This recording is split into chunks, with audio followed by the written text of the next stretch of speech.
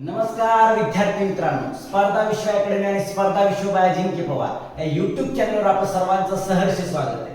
पोरांनो, आजचा विषय असा आहे मध्ययुगीन भारताचा इतिहास. आणि इतिहास सुरू करण्या अगोदर मी एक सांगतो तुम्हाला, तुमच्या घरातल्या प्रत्येकाला हा व्हिडिओ दाखवा. प्रत्येकाला हा व्हिडिओ, हा इतिहास कळायलाच हवा. त्यामुळं आता हा व्हिडिओ परीक्षेच्या हेतूने तर महत्वाचा आहे, पण तुम्ही घरातल्या व्यक्तींनाही दाखवा, खूप महत्वाचं आहे. ठीक आहे, चला आता आपण सुरू करूया. तर मध्ययुगीन भारताचा इतिहास, संपूर्ण इतिहास आपल्याला बघायचा आहे, पण काही अगोदर आपण हा पाठ घेतलाय औरंगजेब ते छत्रपती संभाजी महाराजांपर्यंत. मग त्याच्यात आपण संताजी, धनाजी, ताराराणी, राजाराम राजे हे सुद्धा आपण त्याच्यात बघणार आहोत. ठीक आहे, त्यामुळे तुम्ही आणि आता तलाठीची एक्झाम होईपर्यंत हे लाईव्ह लेक्चर असेच चालू राहणार आहे. त्यामुळे चॅनल सबस्क्राइब करा, बेल आयकॉन ऑन करा आणि तुमच्या जवळच्या प्रत्येक विद्यार्थ्याला, गरजू विद्यार्थ्याला हे पोहोचवत राहा. ठीक आहे, आणि ज्यांना बॅचेस लावायचे आपल्या, तर खाली जी पट्टी स्क्रॉल होती त्याच्यावरून लावू शकता. ठीक आहे, तर आपण आता सुरुवात करूया आपल्या विषयाला. तर मित्रांनो, मी तुम्हाला आता जो औरंगजेबापासून आपण सुरुवात करणार आहे, तर नेमका औरंगजेब कोण होता हे तुम्हाला साधारणतः माहिती आहे, पण परीक्षेच्या दृष्टिकोनातून जे काय महत्वाचं असायला हवं तेही मी तुम्हाला सांगणार आहे. ठीक आहे, मग औरंगजेबाबद्दल बोलताना पोरांनो एक लक्षात ठेवा, औरंगजेब ज्यावेळेस आपण याचा इतिहास वाचायला जातो, याचा इतिहास अभ्यासतो. ठीक आहे, मग इतिहास अभ्यासताना आपल्या लक्षात एक गोष्ट आली पाहिजे की बऱ्याचशा 90% विद्यार्थ्यांना किंवा 90% लोकांना औरंगजेब हे नाव माहिती आहे, पण परीक्षेच्या दृष्टिकोनातून तुम्हाला जर प्रश्न आला की औरंगजेबाचं नाव काय हेही तुम्हाला माहिती पाहिजे, तर ते नाव काय? मुइनुद्दीन मोहम्मद औरंगजेब हे नाव तुम्हाला माहिती पाहिजे. एक्झाम मध्ये क्वेश्चन येऊ शकतो. चला, तर मित्रांनो, या औरंगजेबाचा जन्म 24 ऑक्टोबर 1618 साली झाला. ठीक आहे, कधी झाला? 24 ऑक्टोबर 1618 साली. आणि याचा जन्म झाला म्हणजे हा छत्रपती शिवाजी महाराजांपेक्षा, औरंगजेब हा छत्रपती शिवाजी महाराजांपेक्षा 12 वर्षांनी मोठा होता. किती वर्षांनी? 12 वर्षांनी मोठा होता. आणि ज्यावेळेस याचा जन्म झाला त्यानंतर आपण बघतो शहाजहां हे जे यांच्यानंतर हा मुघल गादीवर औरंगजेब बसला. पण औरंगजेब जेव्हा गादीवर बसला त्याच्या अगोदर जे काही गोष्टी घडल्या, कशा प्रकारे तो गादीवर आला, कशा प्रकारे त्याला गादी मिळाली आणि कशा प्रकारे त्याने त्याचे आलमगीर वगैरे हे किताब त्यानं हासिल केले हे आपल्याला आता बघायचं. तर मित्रांनो, झालं काय, त्याचा जो मोठा भाऊ होता दाराशिकोह, तर यानं काय केलं, यानं त्या दाराशिकोहला, तो खूप धार्मिक व्यक्ती होता आणि आजूबाजूच्या कारभाऱ्यांना त्याचा कारभारही पटत होता आणि सर्वांच्या मनात इच्छा होती आणि सर्वांना वाटत होतं की आता दिल्लीच्या गादीवर कोण बसणार आहे, तर तो दाराशिकोह बसल असं प्रत्येकाला वाटत होतं. परंतु इकडं हा कपटी आणि क्रूरवर्तनी हा जो औरंगजेब होता, याच्या मनामध्ये कंटिन्यू सतत एकच विचार होता की बादशाह मीच झालो पाहिजे, मीच बादशाह पाहिजे, मलाच बादशाह व्हायचंय, या हिंदुस्थानावर मीच राज्य करणार, अशी त्याची भावना होती.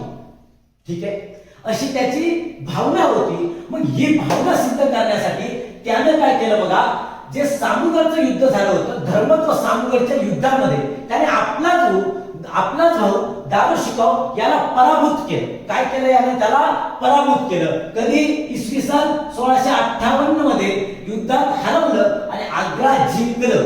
काय जिंकलं? आग्रा जिंकलं.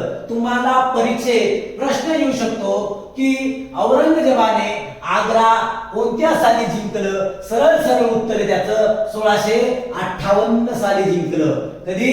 1658 साली जिंकलं. ठीक आहे पोरांनो, आता थोडं जे कन्सेप्च्युअल गोष्टी या तुम्हाला सांगणार, काळजी करू नका. एक व्याख्याता असल्यानं ज्यांना बऱ्याचशांना माहिती, ज्यांना माहित नसतं त्यांच्यासाठी हे फक्त एकदा हा जो फॅक्च्युअल डाटा हा होऊ द्या. जसं आपण छत्रपती शिवाजी महाराजांच्या इतिहासाला सुरुवात करणार आहोत या लेक्चरमध्ये, तुम्हाला मी सांगतो लेक्चर संपल, पण तुम्हाला असं वाटेल की लेक्चर अजून चालायला हवं होतं. मग आता हे करू नका की लेक्चर पुढे घेऊ नका, कारण याच्यातले बरेचसे मुद्दे एक्झाम मध्ये क्वेश्चन येऊ शकतात. ठीक आहे, हे व्यवस्थित बघा.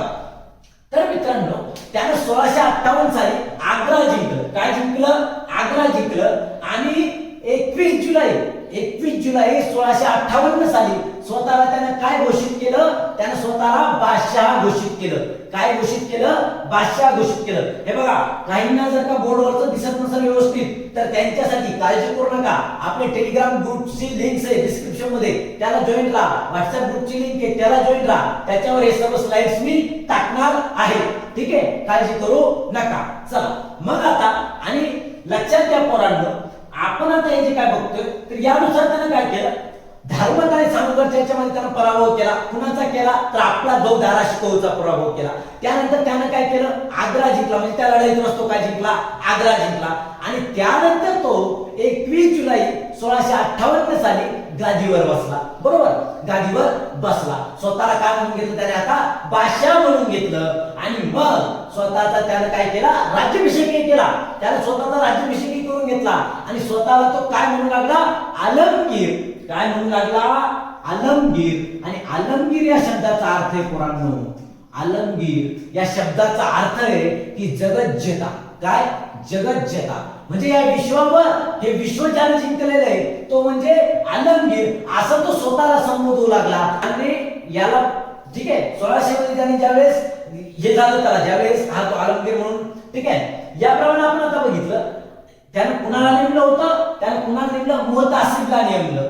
कशासाठी नेमलं? की बाबा जे काय पुराणातील जे काय कायदे किंवा जे काय नीतिवचन आहे याची अंमलबजावणी व्यवस्थित होते की नाही हे बघण्यासाठी त्यानं कुणाला नेमलं? मुहतासिबला नेमलं. मग यानंतर काय झालं पोरांनो? यानंतर लक्षात घ्या, औरंगजेबानं काय केलं? जे बंगाल होतं तर ते बंगाल जिंकण्यासाठी बंगालच्या सुभेवर जी मोहीम त्याला आखायची होती त्याच्यासाठी त्यानं एक मोरजुमला नावाचा त्याचा जो सैनिक होता मोरजुमला, याला त्याने कुठं पाठवले? बंगालच्या सुभेवर पाठवले. आणि तेव्हा त्यानं काय जिंकलं? बंगाल व आसाम जिंकले. काय जिंकलं? बंगाल व आसाम जिंकलं. तुम्हाला येऊ शकतं 1600 मध्ये, ठीक आहे, मोरजुमला हा क्वेश्चन येऊ शकतो. बंगाल व आसाम कोण जिंकलं? तर मोरजुमला. याला कोण पाठवलं होतं असा क्वेश्चन येऊ शकतो. तर कोण? औरंगजेब यानं पाठवलं होतं. ठीक आहे, चला त्यानंतर काय झालं? 1669 मध्ये हा काय करायला लागला? खूप म्हणजे अत्याचार करायला लागला. जनतेवर खूप अत्याचार व्हायला लागले. खूप साऱ्या प्रमाणात त्याने अत्याचार सुरू केले. वेगवेगळ्या ठिकाणी वेगवेगळ्या प्रकारे त्याची हुकुमशाही चालू लागली. त्याच्या हुकुमशाहीमध्ये बऱ्याच लोकांना त्यानं म्हणजे अक्षरशः जेरीस आणलं. त्याला म्हणजे असं लोक कदरली त्याला.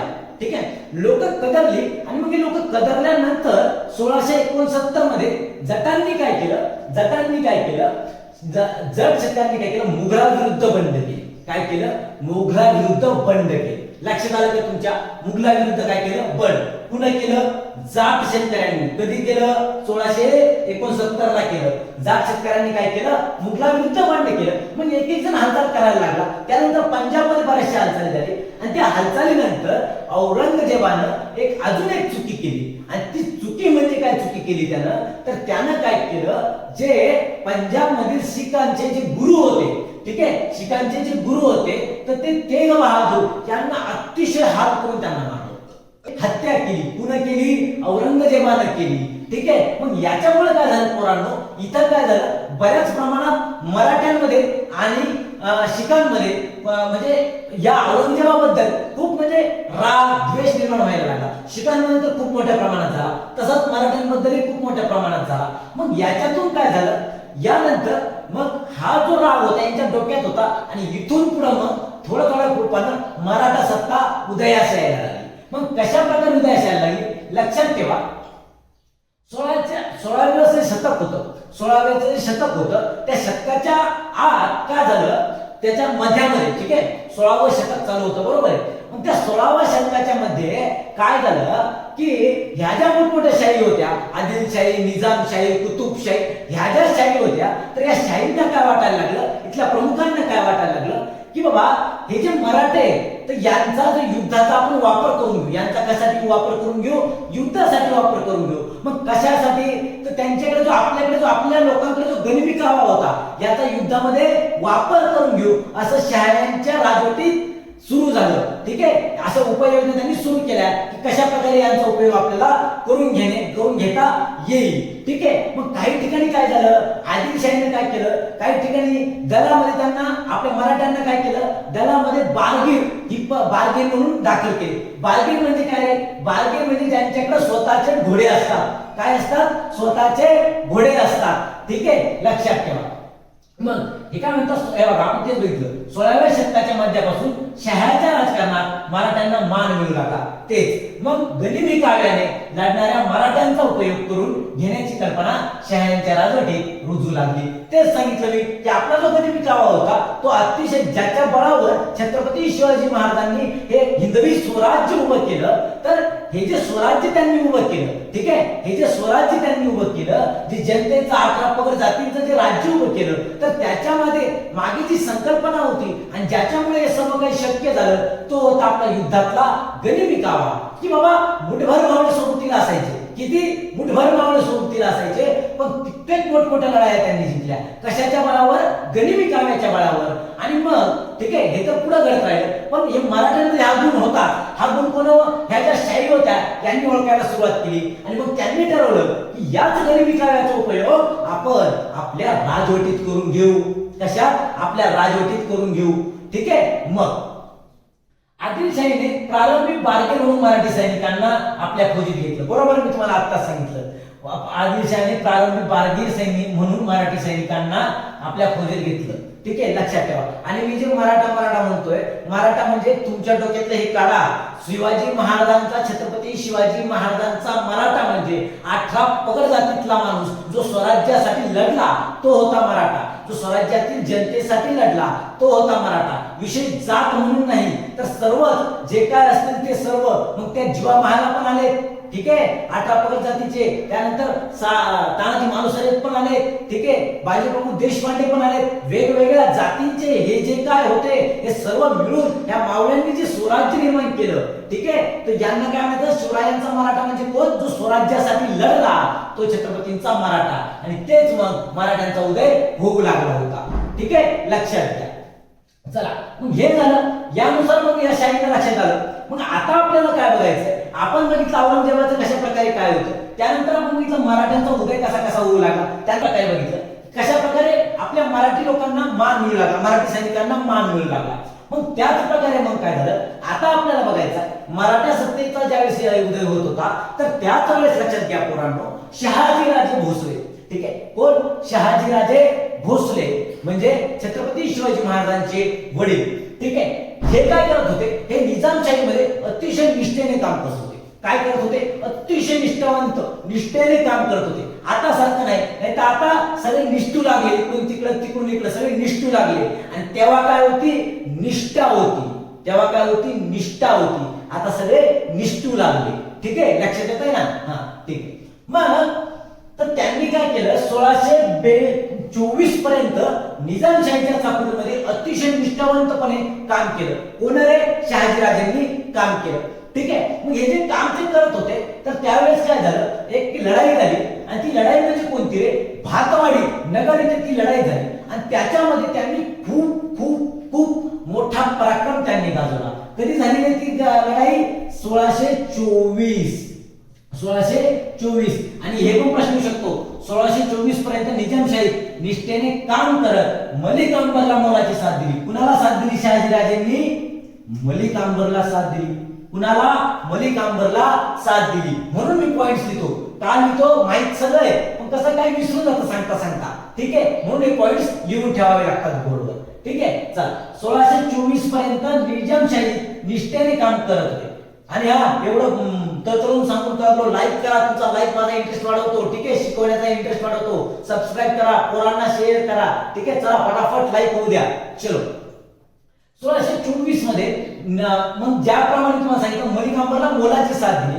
आणि त्यांनी भातवाडीच्या नगर लढाईत, नगरला जे भातवाडी, नगरमध्ये जे काय भातवाडी आहे त्या लढाईत एकदम मोठी कामगिरी केली, मोठा पराक्रम केला.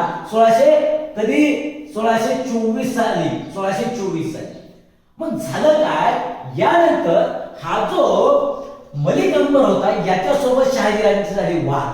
काय झाले, शहाजीराजांचे काही त्यांच्या सत्ता कारणांनुसार, त्या वेगवेगळ्या कारणांना काय झालं, वाद झाले. आणि मग या वादातून काय झालं, शहाजीराजांनी निजामशाही सोडली व ते आदिलशाहीला जाऊन मिळाले. कुणाला जाऊन मिळाले? आदिलशाहीला जाऊन मिळाले. प्रश्न येऊ शकतो निजामशाही सोडण्याचे मुख्य कारण काय, तर सरळ सांगायचं हे प्रश्नात नक्की असणार आहे मलिक अंबरशी झालेला वाद, तर ते उत्तर त्याचं राहणार आहे, लक्षात असू द्या. ठीक आहे, चला मग आपल्या बॅचेस चालू आहे, बॅचेस तुम्ही जॉईन करू शकता. ठीक आहे, मलिक अंबरला मोलाची साथ दिली 1624 आपण ते बघितलं. मग आदिलशाहीमध्ये चाकरी करायला लागली. ठीक आहे, मग आदिलशाहीमध्ये चाकरी करताना काय झालं, आदिलशाहीने त्यांना चाकण, पुणे आणि सुपे याची जहागीर दिली. काय दिली? जहागीर दिली. कोणत्या प्रदेशाची? चाकण, पुणे आणि सुपे कुणी दिली? इथं पण क्वेश्चन आहे बरं. आदिलशाहीची चाकरी करताना. आणि शेवटी मग ज्यावेळी त्यांनी खूप साऱ्या लढाई केल्या, खूप चांगल्या प्रकारे आपण निष्ठेने काम केलं आणि शेवटी कर्नाटक येथे होडेकरी, हे येऊ शकता, होडेकरी येथे त्यांचा मृत्यू झाला 30 जानेवारी 1664 साली. आता आपल्याला सुरुवात करायची आहे छत्रपती शिवाजी महाराजांच्या इतिहासाला.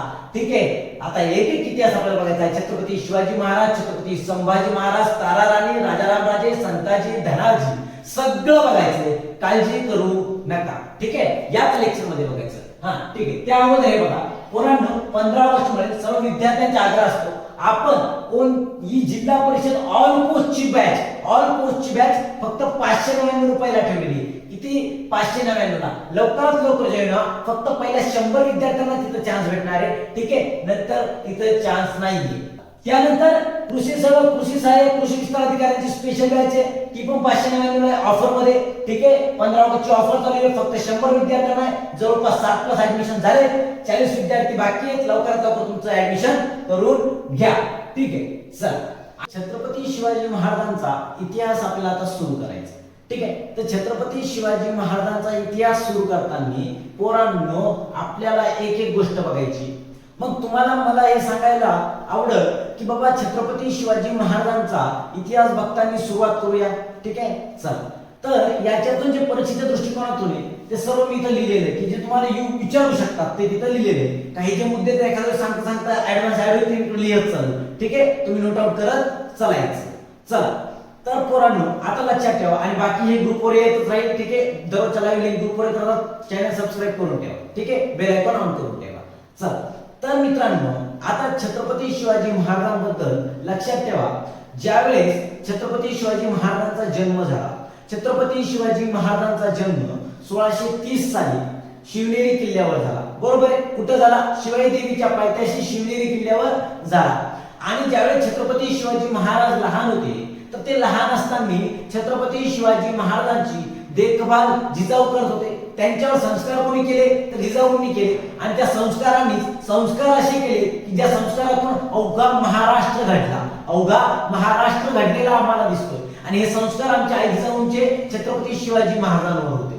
ते संस्कार पुढे छत्रपती संभाजी महाराजांवर झाले आणि त्यातूनच त्यांचे पुढे राजाराम राजे, ताराराणी साहेब आणि जीवाला जीव देणारे मावळे, संताजी, धनाजी किंवा या सर्वांचा इतिहास आपण आता बघणार आहोत. ठीक आहे, ज्याप्रमाणे मी आता सुरुवात करतोय तर ठीक आहे, चला आता व्यवस्थित आहे का? चला प्रत्येकाला व्हिडिओ दाखवा, जे कोणी तुमच्या आजूबाजूचे असतील त्यांना पण, कारण फक्त परीक्षा म्हणून नाही, आपल्या राज्याचा इतिहास आपल्याला माहिती पाहिजे.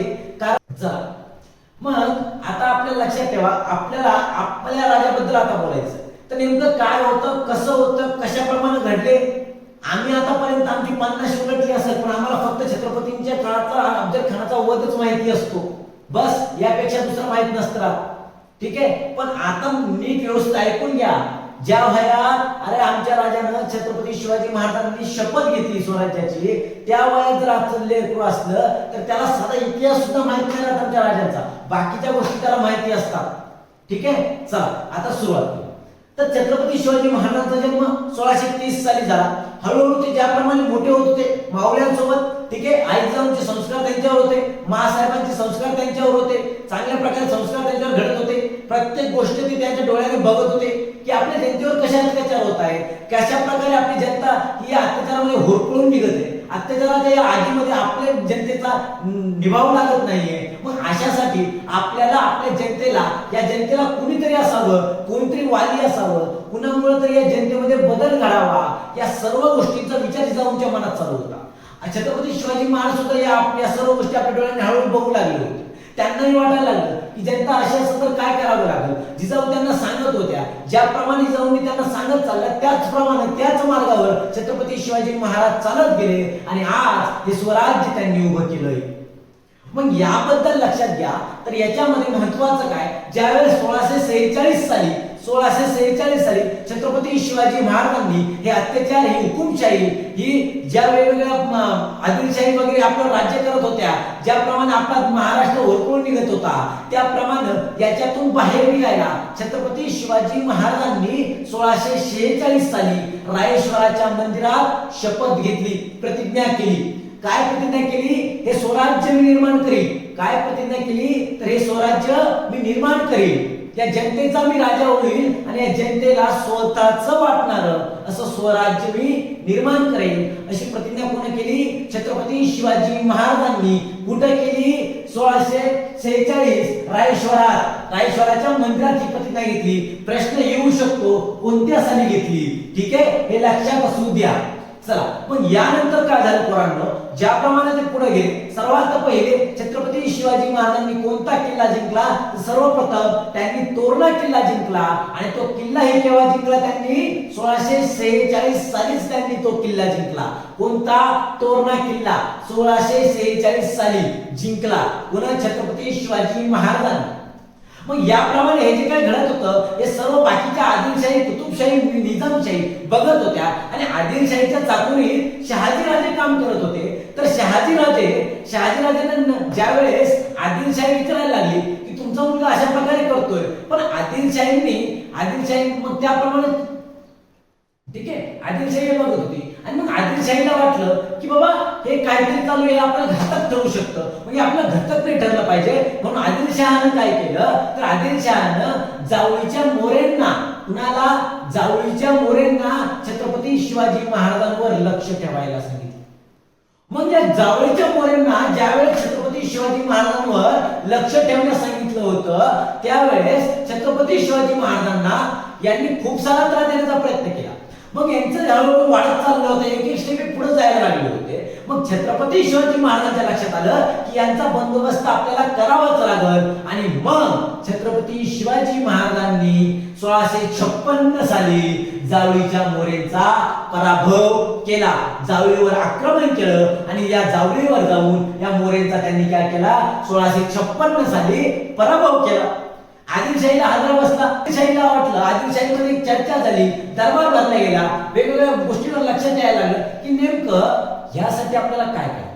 यांचा हा जो छत्रपती शिवाजी महाराजांचा जो जनतेमध्ये प्रेम वाढत चाललं होतं, जनतेबद्दल जनतेला एक आधार वाटायला लागला होता, जे आधाराची भावना आपला वाली म्हणून जिकडे जनता बघायला लागली होती, ते वाढत चाललं होतं. आणि तेच आदिलशाहीला असं वाटायला लागलं की आपल्याला आता हे घातक ठरू शकतं. मग आदिलशहानं काय केलं?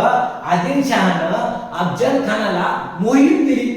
कोणती मोहीम? तुम्हाला माहितीये. सगळेच काय झालं, अशा वेळेस काय झालं, ज्यावेळेस अफजल खान हा प्रतापगडावर चालून आला, ती गोष्ट तुम्हाला माहितीये की त्यानं ज्याप्रमाणे एक एक देवस्थान उद्ध्वस्त करत तो येत होता, त्यातून काय व्हायला लागलं की जी जनता होती यांच्यामध्ये एक वेगळी भावना निर्माण व्हायला लागली.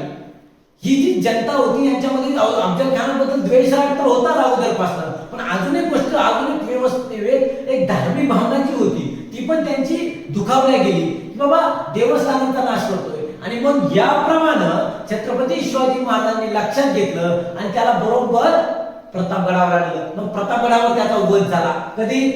1659, 10 नोव्हेंबर. तारीख लिहून घ्या, 10 नोव्हेंबर 1659. ठीक आहे. आयएमपी प्रश्न कोणता इथे येण्याचा? हे येऊ शकतं जावळीच्या मोरेंचं. ठीक आहे. त्यानंतर रायेश्वराचं एखादं हे येऊ शकतं. ठीक आहे. मग अफजल खानाचा 10 नोव्हेंबर 1659 साली काय झाला? वध केला. कुणी केला? छत्रपती शिवाजी महाराजांनी. हे तुम्हाला माहिती आहे. मग पुढे काय झालं? आदिलशाहीला हादरा बसला. आता काय करावं लागेल. मग अशा वेळेस यानं काय केलं? याला पुन्हा हादरवून टाकलं ना छत्रपती शिवाजी महाराजांनी. सर्व एक मोहीम वाढत चालली होती. मग आदिलशाहीला काय लागेल? नेमकं करावं तर काय करावं?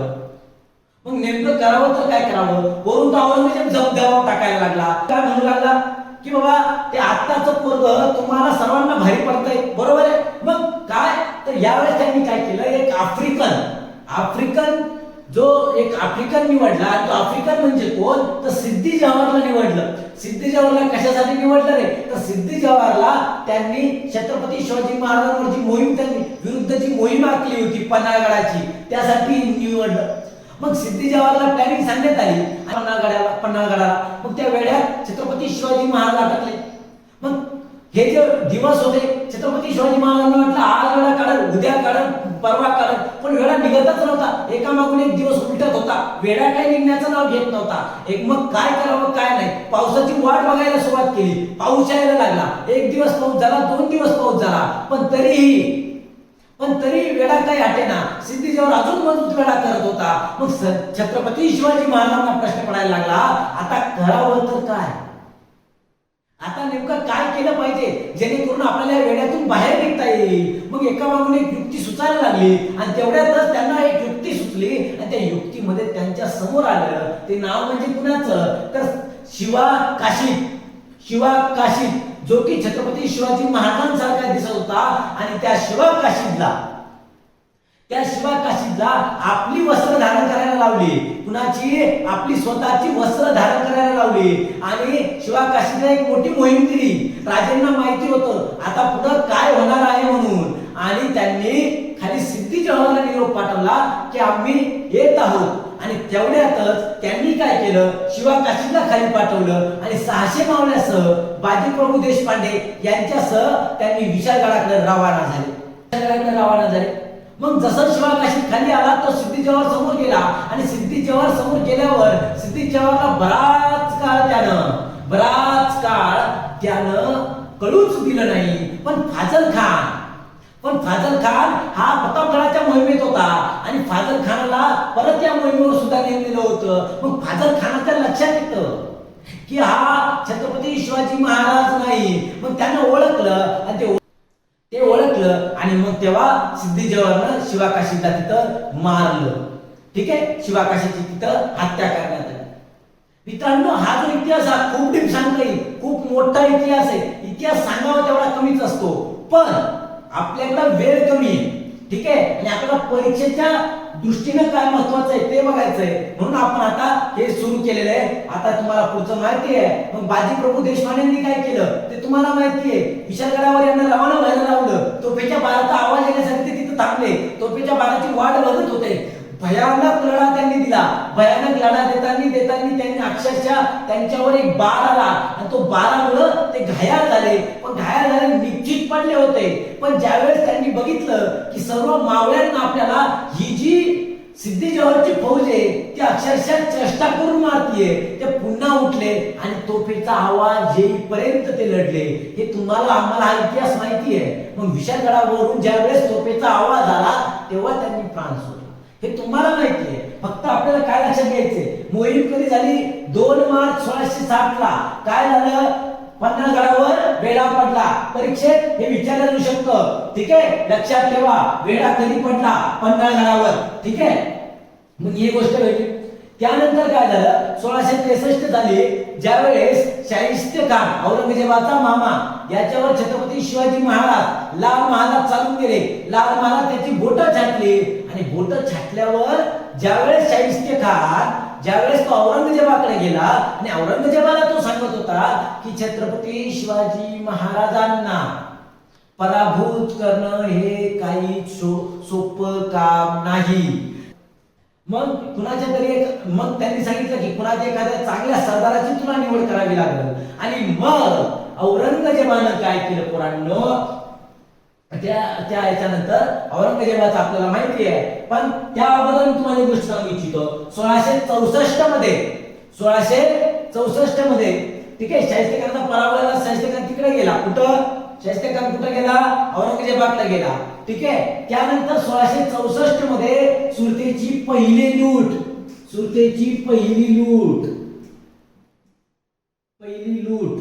लक्षात ठेवा रे, प्रश्न येऊ शकतो. सुरतेची पहिली लूट कधी झाली? ठीक आहे, दुसरा पण येऊ शकतो. दुसरी लूट 1670, पहिली 1664. मग 1664 ला सुरतेची लूट केली पुन्हा छत्रपती शिवाजी महाराजांनी.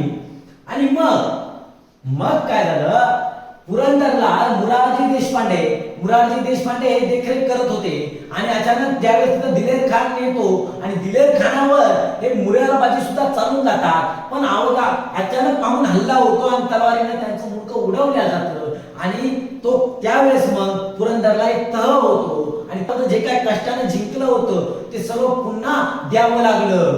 अरे जवळजवळ 97% स्वराज्य द्यावं लागलं होतं. मग अशा वेळेस घाबरून गेलेत का छत्रपती शिवाजी महाराज, डगमगलेत का? नाही, पुन्हा नव्यानं कसं उभं राहता येईल हे त्यांनी बघितलं आणि मग हे झालं. यानंतर छत्रपती शिवाजी महाराजांनी मग नंतर ज्यावेळेस त्यांना आग्र्याला पण कैद झाली, आग्र्याची कैद झाली आणि आग्र्याच्या कैदीमध्ये त्यांनी एकदम हुशारीने चालाखीने त्या आग्र्यातून सुटून आले आणि येता येता त्यांनी पुन्हा 1670 मध्ये सुरतेची लूट केली. कशाची? सुरतेची लूट. ठीक आहे, सुरतेची लूट केली आणि त्यानंतर त्यांनी कोंढाणा किल्ला जिंकण्याचं ठरवलं. मग कोंढाणा किल्ला जिंकण्यासाठी काय केलं तर त्यांनी आपल्या तानाजीला निवडलं आणि स्वतःच्या मुलाचं लग्न सोडून शेलार मामा सोबत भाऊ सूर्याजी सोबत तानाजीने ती मोहीम सुद्धा हातात घेतली. त्या मोहिमेवर तो चालून गेला आणि तानाजी मालुसरे जेव्हा चालून जातात, कोंढाणा किल्ला जिंकतात, पण स्वतःचा देह ते तिथं सोडतात. अशी मावळे होती की छत्रपती शिवाजी महाराजांसाठी ते जीवाचं रान करत होती. स्वराज्य ही एक त्यांची निष्ठा होती आणि स्वराज्याप्रती त्यांची जी निष्ठा होती त्यांनी ती जपली. हे स्वराज्य निर्माण केलं. 18 पगड जातीचे एकत्र आले आणि हे स्वराज्य निर्माण केलं. पण आज आम्ही जातीतच भांडतोय. महात्मा फुले यांचे, डॉक्टर बाबासाहेब आंबेडकर यांचे, छत्रपती शिवाजी महाराजांचे म्हणून आपण भांडतोय, पण आपल्याला लक्षात येत नाही की सर्व महापुरुष आपलीच आहे. ठीक आहे, आपलीच आहे हे लक्षात घ्या. ठीक आहे, आणि यांनी आपल्यासाठी जी उभं राहिली. ठीक आहे, एवढं लक्षात ठेवा. चला पुढं 1673 मध्ये मग लक्षात घ्या, ज्यावेळेस 1670 ला तानाजी मालुसरे यांनी कोंढाणा किल्ला जिंकला, तिथून पुढे जी मनरोड झाली, गडाला पण सिंह गेला आणि त्याच्याच काही काळानंतर 1673 मध्ये एक मोहीम कोंढाजी फर्जंद यांना सोपवण्यात आली आणि त्या मोहिमेमध्ये पन्हाळगड हा परत घेण्यात आला. ठीक आहे, पन्हाळा आपण परत जिंकला. ती मोहीम कधीची? 1673. लक्षात ठेवा, येऊ शकतं पन्हाळगड पुन्हा परत कधी घेण्यात आला, कोणत्या मोहिमेतून? कोण होतं तर कोंढाजी फर्जंद होतोय. ठीक आहे, लक्षात ठेवा. इतिहास खूप भारी येतो, तुम्हाला मी नंतर एखाद दिवशी सांगल. ठीक आहे, चला पुढं. मग जे स्वप्न छत्रपती शिवाजी महाराजांच्या आईंनी जिजाऊंनी बघितलं होतं, त्या संस्कारातून ते स्वप्न आज पूर्ण झालं होतं आणि 6 जून 1674 साली छत्रपती शिवाजी महाराजांचा राज्याभिषेक झाला. ठीक आहे, 1674 ला राज्याभिषेक झाला. 16 जून 1674 ला राज्याभिषेक झाला आणि काही काळानंतरच माझे जिजाऊ साहेब यांचं निधन झालं. 17 जून 1674 ला जिजाऊंचा मृत्यू झाला. ठीक आहे पोरांनो, इथपर्यंत लक्षात आलं का? ठीक आहे, चला. आणि मग पुढेच काही काळानंतर हळूहळू छत्रपती शिवाजी महाराजांनी काय केलं की बाबा त्यांचे 2 प्रकार होते, घोडदळ, पायदळ. ठीक आहे, घोडदळामध्ये पण 2 प्रकार होते. कोणते? एक शिलेदार ज्यांना राज्य घोडा द्यायचं आणि एक बारगिरी. पहिले पण सांगितलं की ज्यांच्याकडे स्वतःची घोडे असतात. ठीक आहे, छत्रपती शिवाजी महाराजांच्या काळात ते सरनोबत विचारले जाऊ शकतात. तर कोणकोणते ते? नेताजी पालकर,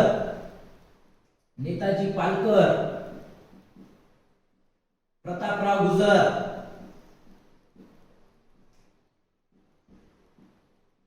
हंबीरराव मोहिते,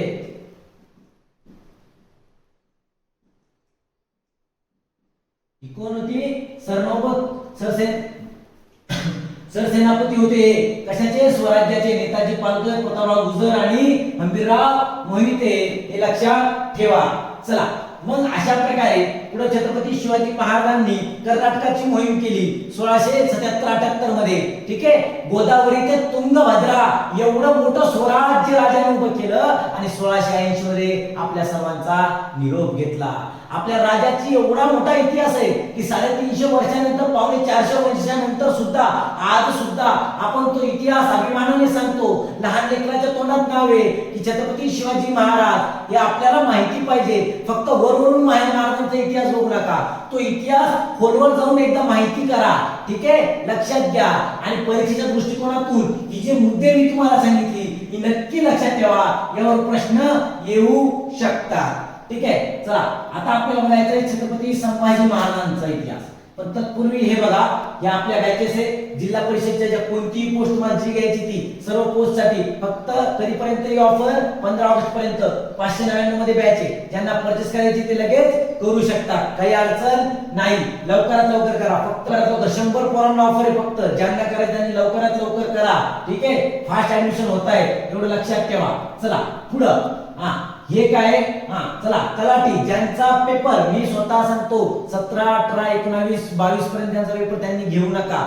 पण ज्यांचा 22च्या नंतर आहे म्हणजे सेकंड टप्प्यात किंवा थर्ड टप्प्यात पेपर आहे त्यांनी ही आपली बॅच घेतली घ्यावी नक्की. तलाठी छत्रपती संभाजी महाराजांचा इतिहास आपल्याला आता बघायचा आहे.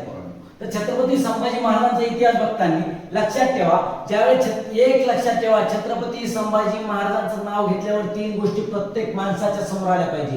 पहिली गोष्ट म्हणजे संघर्ष. अरे कुणाच्या जीवनात होणार नाही तेवढी संघर्ष या माणसाच्या वाटेला आली होती. काटकारस्थान यांच्या वाटेला आली होती. अरे लहान असताना आईचं छत्र हरवलं होतं. ठीक आहे, आणि एवढंच नाही, ओके, छोट्याशा वयामध्ये त्यांच्यावर श्राद्ध करण्यात आलं होतं. त्या मोहिमा होत्या. ठीक आहे, आणि अशा अनेक अनेक उदाहरणं आहेत छत्रपती संभाजी महाराजांची. ठीक आहे, एवढा इतिहास आपण इथं सांगू शकत नाही. ज्याप्रमाणे मी तुम्हाला सांगणार आहे परीक्षेच्या दृष्टिकोनातून ते महत्वाचं बघा. ठीक आहे, मग तर छत्रपती संभाजी महाराजांचा इतिहास खरा कुठून सुरू होतो? ज्यावेळेस 1680 मध्ये छत्रपती शिवाजी महाराजांचं निधन होतं आणि त्यानंतर निधन झाल्यानंतर औरंगजेबाला असं वाटू लागतं की आता कोणीच उरलं नाही, आता कोणीच नाहीये की आता जो माझ्यावर चालून येईल, की जो कोणी माझ्यापेक्षा श्रेष्ठ किंवा मला कोणी पराभूत करल असं आता कोणी उरलेलं नाहीये. पण त्याला माहिती नव्हतं की तर छत्रपती संभाजी महाराज सुद्धा आहे. पण त्याला असं वाटलं की बाबा त्यांच्या पुढची जी पिढी असेल छत्रपती शिवाजी महाराजांच्या पुढची पिढी ती काय एवढी म्हणजे भक्कम नसणार आहे. मग तो काय करतो, सगळ्यात मोठी चूक करतो. 1682 मध्ये तो दख्खन म्हणजे आपल्या महाराष्ट्रात येतो. ठीक आहे, महाराष्ट्रात 1682 साली औरंगजेब महाराष्ट्रात कधी आला? तर औरंगजेब महाराष्ट्रात 1682 साली आला. 1682 साली आला.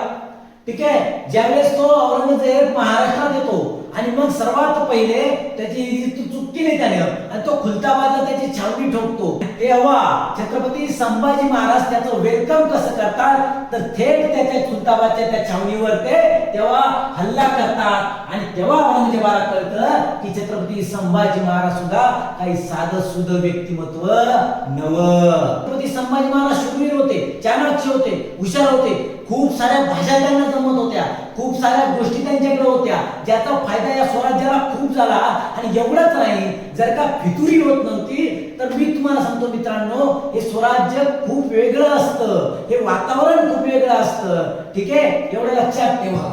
तर मग 1682 मध्ये औरंगजेब हे आला. तर अरे ज्या वयात साधं आमच्या पोराला वाचता येत नाही त्या वयात 13व्या वर्षी त्यांनी बुधभूषण आणि नखशिका हे ग्रंथ लिहिले. कोणते? बुधभूषण आणि नखशिका हे ग्रंथ लिहिले. कितव्या वर्षी? 13व्या वर्षी लिहिले हे ग्रंथ त्यांनी. लक्षात ठेवा, संभाजी महाराजांनी बुधभूषणवर प्रश्न आलेला आहे, नखशिकावर येऊ शकतो, लक्षात ठेवा. ठीक आहे, छत्रपती संभाजी महाराज काय करतात हे तर त्यांनी लिहिलं. 1682 मध्ये ते काय करतात, सिद्धी विरुद्ध मोहीम आखतात. कुणा विरुद्ध? सिद्धी विरुद्ध. मग तिथं ते कुणाला पाठवतात? कोंडाजी फर्जंदला तिथं पाठवतात. तिथं कोंडाजी फर्जंद मारले जातात. पण तिथं कोंडाजी फर्जंद एक एक माहिती त्यांना कळून जात तिथली काय कसं कशा प्रकारे. ठीक आहे, हे लक्षात ठेवा. ठीक आहे, सिद्धीची मोहीम लिहिली म्हणून सांगतो. आपल्या छत्रपती शिवाजी महाराजांनी त्या जंजिरा जिंकू शकले नाही, पण जंजिऱ्याला सडेतोड उत्तर म्हणून तिथं सिंधुदुर्ग किल्ला बांधला समुद्रात. हे लक्षात ठेवा. ठीक आहे, चला पुढं नक्षिका हे ग्रंथ लिहिले. सिद्धी विरुद्ध मोहीम त्यांनी केली आणि 1683 मध्ये एसाजी कंक यांच्या मोहिमेनं 1683 मध्ये हे पोर्तुगीज पळून लावले. कोण? पोर्तुगीज. ठीक आहे, तेव्हा त्यांनी एक रडावर बंदर हातात घेतलं, बंदर जिंकलं. कोणत्या रडावर? ठीक आहे, रडावर बंदर त्यांनी जिंकलं. हे लक्षात ठेवा. चला पुढं, मग ज्यावेळेस छत्रपती संभाजी महाराज एका मागून एक गोष्टी करत होते, ज्याप्रमाणे छत्रपती संभाजी महाराजांचा इतिहास खूप कमी वयामध्ये खूप जास्त मोहिमा त्यांनी केल्या आणि हा अजिंक्य राजा आहे, अजिंक्य राजा. कारण हा एकही लढाई हारलेला नाहीये, एकही लढाई हारलेला नाहीये. सैन्य किती मोठं असलं समोरचं त्यालाही ते पूर्ण करत होते. कितीतरी काटकारस्थानं आपल्याच लोकांनी त्यांच्या विरुद्ध केली, पण त्यालाही त्यांनी काही जुमानलं नाही. बरीचशी काटकारस्थानं झाली तरी त्यांनी त्याला सडेतोड उत्तर दिली. मग ती त्यांच्या त्या मंडळीत कारभारी मंडळीमधनं झाली असती किंवा त्याचं तुम्हाला चांगलं नाव माहिती अनाजी पंत यांनी तर खूप कारस्थानं केली, ती तुम्हाला सांगण्याची आता गरज नाहीये, कारण त्यावरचे क्वेश्चन मी तुम्हाला सांगतोय. ठीक आहे. ज्यावेळेस त्यांनी लढाया लढल्या त्या सर्व त्यांनी जिंकल्या. ठीक आहे. अजिंक्य राजा आहे तो, एवढं लक्षात ठेवा. ठीक आहे. यापुढं मग काय होतं, यांचं जे ज्याप्रमाणे स्वराज्य वाढवत देतात आणि त्याच्या वेगवेगळ्या मोहिमा त्यांनी आखत जातात, त्या मोहिमेनुसार त्यांच्या प्लॅनिंग ठरलेले असतात. पण यातच काय होतं, औरंगजेबाला अक्षरशः झेरी सांगतात. औरंगजेब परेशान होतो, बराच वेळेस म्हणतो तो की असा एखादा तरी पुत्र माझ्या पोटी का दिला नसेल. ठीक आहे. अरे हे संस्कार होते छत्रपती शिवाजी महाराजांचे, आऊसाहेब जिजाऊसाहेबांचे. ठीक आहे. मग याच्यातून ज्यावेळेस पुढं छत्रपती संभाजी महाराजांना पकडण्यासाठी हा काय करतो, लक्षात ठेवा. कोण? औरंगजेब. त्याचा जो सुभेदार असतो, लक्षात ठेवा, यावर क्वेश्चन येतो आता. ठीक आहे. सुभेदार, कोल्हापूरचा सुभेदार. कुठला? कोल्हापूरचा सुभेदार. कोण आहे माहितीये का? मुकरब खान. कोण? मुकरब खान. मुकरब खान हा कोल्हापूरचा सुभेदार असतो आणि हा कोल्हापूरचा सुभेदार. ठीक आहे. मग हा काय करतोय, एक हुकूम काढतो की जो पण छत्रपती संभाजी महाराजांना पकडून आणल किंवा छत्रपती संभाजी महाराजांना पकडून आणल तर त्याला त्याच्या प्रदेशातील जेवढा तो मराठा प्रदेश असेल तेवढी सगळी जहागिरी त्याला भेटेल. आणि या आमिषाला आपलीच माणसं, घरातलीच माणसं बळी पडतात. गणोजी शिर्के. गणोजी शिर्के नाव लक्षात ठेवा, कारण प्रश्न विचारला जाऊ शकतो. गणोजी शिर्के हे बळी पडतात आणि ते एक ना एक खबर कुणाला देतात, यांना ती खबर देतात. छत्रपती संभाजी महाराज हे संगमेश्वरला आलेले असतात. संगमेश्वरला असताना अचानक त्यांच्यावर हल्ला होतो आणि ज्यावेळेस तो हल्ला होतो त्या हल्ल्यामध्ये त्यांना काय करावं कळत नाही. अचानक हल्ला झालेला असतो आणि त्या हल्ल्यातून काय होतं पोरांनो, मग तिथं कवी कळस आणि छत्रपती संभाजी महाराज पकडले जातात. संताजी घोरपडे यांचे वडील यांची तिथं हत्या करण्यात येते. ठीक आहे पोरांनो, असे कित्येक तरी सैनिक तिथं मरून पडतं, रक्ताचा थर होतो तिथं. आणि त्यावेळेस छत्रपती संभाजी महाराजांना तिथं पकडण्यात येतं. अरे ज्यावेळेस त्यांना पकडण्यात येतं त्यावेळेस त्यांना तिथून सातारा, वाई, श्रीगोंदा या इलाक्यात, सोलापूर या इलाक्यात जवळ जवळ जवळ 40 दिवस फिरवण्यात येतं. पण कुणाला पता सुद्धा लागत नाही. का लागत नाही? मग बऱ्याच जणांना असं वाटतं की छत्रपती संभाजी महाराजांना 40 दिवस असं चालू होतं तेव्हा कुणी मोहीम करून का गेलं नाही, कुणाच्या लक्षात कसं आलं नाही. तर पोरांनो लक्षात ठेवा, बऱ्याच जणांना माहितीच होत नव्हतं की नेमकं छत्रपती संभाजी महाराज पकडले गेले की तिथून ते निसटले की तिथं अजून काय घडलं. कारण बरेचसे तिथं मारले गेलेली होती, चेहरे सुद्धा ओळखू येत नव्हते. मग काहींच्या मनात असं की राजे इथून निसटले असतील, काहींना वाटत पकडले गेले असेल. मग नेमकं ऍक्शन घेतल्या जात नव्हती आणि मग खूप हाल केली, खूप हाल केली, अतिशय भयानक हाल केली. ठीक आहे. लक्षात ठेवा, छत्रपती संभाजी महाराजांची जी तुम्हाला आम्हाला माहिती आहे. आणि मग औरंगजेबानं त्यांना एकच हाल करत होते ते की तू माझा सुभेदार हो. पण छत्रपती संभाजी महाराज म्हणत होते नाही, इस्लाम धर्म कबूल कर. छत्रपती संभाजी महाराज म्हणत होते नाही. आणि एवढ्यासाठी आपल्या धर्मासाठी त्यांनी बलिदान दिलं. आणि 11 मार्च 1689 साली त्यांची हत्या करण्यात आली आणि ते तुकडे तुकडे त्यांची करण्यात आली. इंद्रायणी भीमाच्या त्या नदीमध्ये ते तुकडे फेकण्यात आले. अशी हाल आपल्या छत्रपती संभाजी महाराजांची औरंगजेबाने केली होती. ठीक आहे. 11 मार्च 1689 साली त्यांची हत्या झाली. लक्षात ठेवा. मग इथून पुढे काय झालं, 11 मार्च 1689 हत्या झाली. त्यानंतर मुकरब खानानं रायगडाला वेढा मारला. कशाला? रायगडाला वेढा मारला. मग रायगडावर त्यावेळेस कोण कोण होतं रे, तर रायगडावर राजाराम राजे, तारा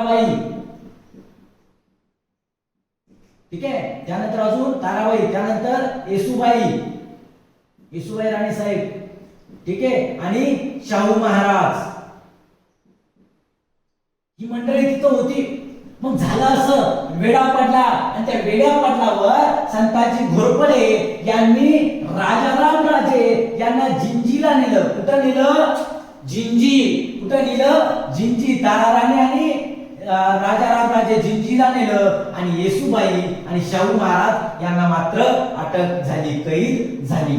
ठीक आहे, लक्षात ठेवा. मग झालं काय? ही अटक झाली. त्यानंतर मग जनतेमध्ये यानंतर अजून वातावरण पलटलं, कारण छत्रपती संभाजी महाराजांची अशी हत्या झाल्यानंतर जनतेमध्ये औरंगजेबाबद्दल अतिशय द्वेष, राग अजून जास्त प्रमाणात वाढत गेला.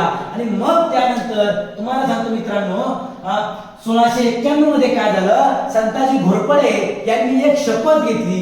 ती शपथ अशी की मी औरंगजेबाचं मुंडकं छाटून आणलं. काय? मी औरंगजेबाचं मुंडकं छाटून आणलं. आणि ज्यावेळेस ते ही शपथ घेतात त्यावेळेस ते काय करतात, औरंगजेब असा होता, इतका चतुर होता, इतका चालाक होता तो, आणि एवढा घाबरत होता तो काही गोष्टींना, केव्हा कोण त्याच्यावर हल्ला करेल हे त्याला माहित नव्हतं, त्याला कुणावरच विश्वास नव्हता. आणि मग त्यावेळेस तो काय करतो पोरांनो, त्यावेळेस तो जिथं तो झोपत असतो तर न झोपता तो दुसरीकडे झोपतो आणि नेमकं संताजी घोरपडे हल्ला करतात, त्याच्या छावणीत जातात. आणि जेव्हा ते तिथं हल्ला करतात त्यांच्या लक्षात येतं इथं औरंगजेब नाही, इथं कपडे टाकलेले आहेत, उषा गादी वगैरे टाकून जसा आकार तयार केलेला होता. पण संताजी घोरपडे त्याच्या छावणीचा कळस काढून आणतात आणि सांगतात की आता आम्ही कळस काढलाय. म्हणजे यामुळं मग इथून पुढं संताजीचा एवढा धाक त्याला बसतो औरंगजेबाला की अक्षरशः स्वप्न सुद्धा संताजी दिसायला लागतो. त्याला एक धाक पडून जातो संताजीचा की बाबा एवढं कोणी एवढी हिंमत कधी केलीच नव्हती ना, की जेवढी हिंमत संताजीने केली. ही घटना कधी घडली? ही घटना 1691 मध्ये ज्यावेळेस संताजी घोरपडेंनी ती शपथ घेतली तेव्हा ही घटना घडली. मग यानंतर बऱ्याचशा लढाया होता. संताजी धनाजी जोडी अशी जोडी होती की पोरांनो अक्षरशः त्यांचं एवढं भयानक काम होतं की समोरच्या शत्रूला औरंगजेबाला त्यांचा धाक एवढा होता की म्हणजे कोणतीही मोहीम करायची, काही करायची तर औरंगजेबासमोर फक्त म्हणजे एक कोणताही शांतता कधी बसलाच नाही, कारण कधी त्याला संताजी धनाजी समोर येत होते. ठीक आहे, लक्षात ठेवा. ही जोडी ही इतिहासातली खूप मोठी जोडी, यावर एक 10 दिवशी लेक्चर घेईल. ठीक आहे, लक्षात ठेवा. मग 1691 मध्ये मग हे झाल्यानंतर काय होतं, आपल्याला एक कीडच लागलेली होती की एक कीड होती की आपल्यात मतभेद तयार करणारी खूप माणसं होती. आणि मग हेच झालं. त्या निंबाळकरांनी काय केलं पोरांनो, निंबाळकरांनी काय केलं, संताजी घोरपडे यांच्याबद्दल गैरसमज निर्माण केले. कोणा? राजाराम राजे आणि धनाजी जाधवांमध्ये संताजी घोरपडेबद्दल गैरसमज निर्माण केले. असे गैरसमज निर्माण केले की ते खूप सारे त्यांच्याकडे खूप सारा ते सरसेनापती होते ना तेव्हा संताजी घोरपडे, की त्यांच्याकडे खूप सारा प्रदेश आहे, त्यांच्याकडे एवढा प्रदेश आहे की स्वतः स्वराज्याच्या गादीवर बसू शकतात. असे वेगवेगळे भ्रम निर्माण केले. आणि या भ्रमामधून काय झालं, संताजी घोरपडे आणि धनाजी जाधव राजाराम राजे यांच्या सुद्धा लढाई झाली पोरांनो. हे प्रश्नाला येण्याची दाट शक्यता आहे. ती लढाई कधी झाली? 1695 साली झाली. आणि या लढाईत झालं काय, संताजी घोरपडे यांनी राजाराम राजे आणि धनाजी जाधवांचा पराभव केला होता. पण मात्र मित्रांनो ज्यावेळेस पराभव केला त्यानंतर मग संताजी घोरपडे यांना वाईट वाटायला लागलं की बाबा काही झालं कसं झालं तरी छत्रपती शिवाजी महाराजांच्या काळापासून ते होते, त्यांचे वडील होते, त्यामुळे छत्रपती संभाजी महाराजांसोबत ते होते. त्यामुळे त्यांना असं वाटायला लागलं की नको बाबा काही जरी असलं तरी आपला राजा आहे, म्हणून ते राजाराम राजेंना म्हणतात माफी असावी आणि पुन्हा ते गादीवर बसवतात राजाराम राजेंना. कशावर? गादीवर बसवतात.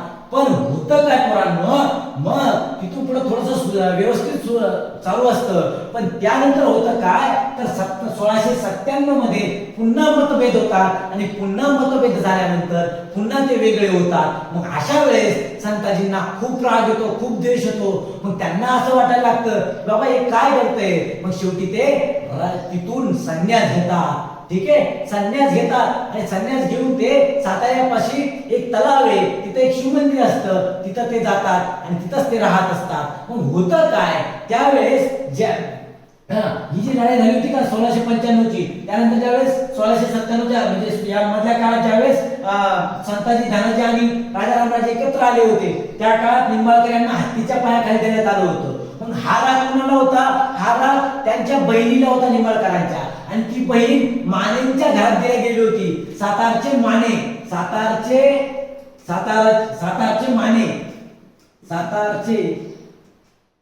माने यांच्या घरात त्यांची बहीण दिलेली होती. आणि औरंगजेबाने एक आदेश काढलेला होता की संताजीचा जो पण मूर्ख छटणार त्याला जहांगीर भेटणार होती. आणि मग काय होतं, ज्यावेळेस संताजीने संन्यास घेतलेला असतो, मग अशा ह्याच कंडिशनला काय होतं, धनाजींना पस्तावा होतो, राजारामाजींना पस्तावा होतो की बाबा आपण चुकीचं केलं, म्हणून ते ठरवतात कुणाला भेटायचं, संताजीला भेटायचं ठरवतात. पण त्या आधीच नेमकं काय होतं, ज्या दिवशी ते भेटणार असतात त्याच्या सकाळीच काय होतं, नेमकं संताजी हे तलावातून आंघोळ करून येतात, शिवमंदिरातून देवपूजा करतात. आणि तेव्हा ही जी माने पोरांनो, ठीक आहे, ही माने काय करतात, संताजींना एकटं पाहून त्यांच्यावर हल्ला करतात आणि भयानक त्यांच्यावर तलवारीचे वार होतात, त्यांच्या सैन्याला खूप वार करतात आणि त्यांचं मुंडकं छाटतात. कुणाचं? संताजींचं.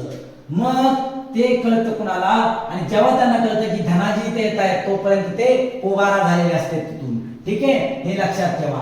अजून काही इतिहास मी दुसरा जो मध्ययुगीन घराणे वगैरे त्याच्यावर पण तुमचा इतिहास घेतो. ठीक आहे, आता याची पुढची घटना काय घडती, मग हे झालं होतं. आणि तिथंच मग थोड्या काळानंतर काय राजारामांचा मृत्यू होतो आणि 1700 मध्ये ताराराणी साहेब गादीवर येतात.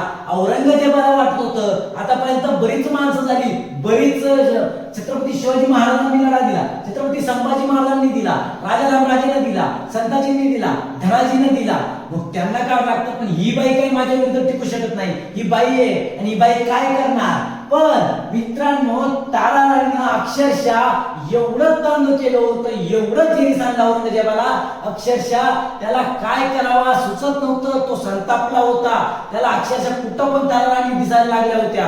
ठीक आहे, मग अशा कंडिशनला काय होतं, 1700 मध्ये ताराराणी साहेब गादीवर येतात आणि मग 1707 मध्ये, ठीक आहे, 1707 मध्ये तो संताप तो शेवटी एकच ठरवतो की आता बाबा आपण मराठाची राजधानी आहे सातारा. तेव्हा कोणती राजधानी असते?